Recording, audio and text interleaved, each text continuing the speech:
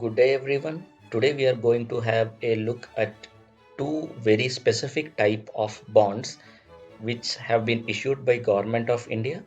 We will look at how you can buy them and what advantages do they offer. So let's get started. We will initially start with the Government of India floating rate savings bonds, which you can see highlighted. These are very peculiar type of bonds which have been issued by Government of India. So let's first have a look at what they do and how you can buy them. The major features of the floating rate savings bond is that it is very safe, mainly because it is issued by the Government of India and its tenure is 7 years. And the second major feature of these bonds is that the interest rate is floating. That means you will have interest rate which continuously varies. Typically, it will be varying at half yearly intervals. Current interest rate as on July 2020 is 7.15%.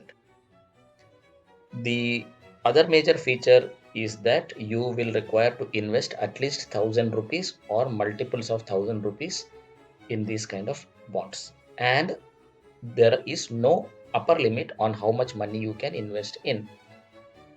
The interest is also payable semi-annually and the interest is taxable, which means that you will not get tax exemption on the interest that you will be generating. And you can buy these bonds from SBI, any of the nationalized major banks, and private sector banks such as Axis, ICICI, HDFC, etc. Some other aspects that you need to be aware of is the fact that there is no compounding of interest, which means that the interest that you will be generating will not be invested back into the bonds, which in turn means that it will be lying unutilized. So you are better off reinvesting that interest somewhere else.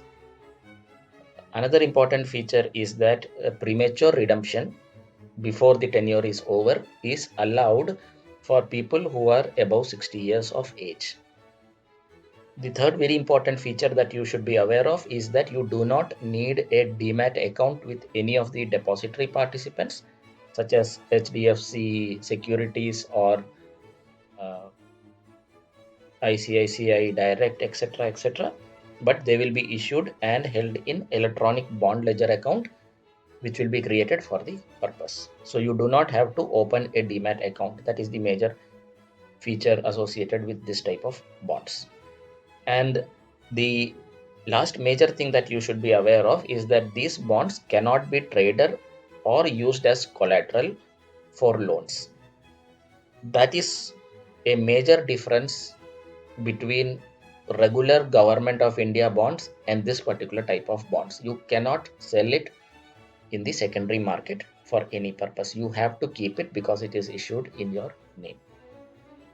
Now let us talk about the last category of fixed income instruments, which is the NHAI bonds.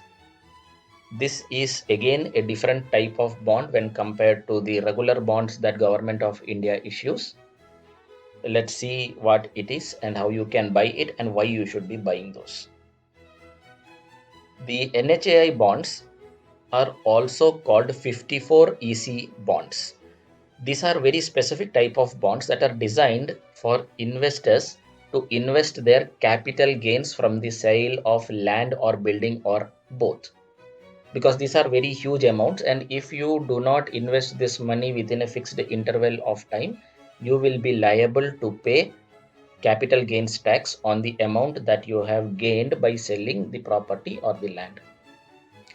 So Government of India offers you a scheme by which if you invest in these bonds, you will be able to save all that money and you will not have to pay capital gains tax on that amount that you have gained. So when we talk about NHAI bonds, other than the NHAI, we also have Rural Electrification Corporation, which also issues 54EC bonds. And the major aspect of this type of bond is that you are supposed to invest in 54 EC bonds within 6 months of transferring the capital asset. That means once you have sold the land or the building or the property, you should invest whatever money you have got within 6 months into these bonds if you want to make sure that you do not attract capital gains tax on the sale of that property. And the very important aspect of this bond is that it is also guaranteed by government of India. So this as an investment is extremely safe. Some of the major features of 54 EC bonds include the maximum limit of 50 lakhs per financial year, and the minimum limit varies between REC bonds and the NHAI bonds. It's 20,000 and 10,000 rupees, and has a lock-in period of 5 years. Also, please note that like regular bonds, you cannot transfer these bonds or sell these bonds to somebody else in the secondary market. If the bond is issued in your name, you are supposed to keep it till maturity.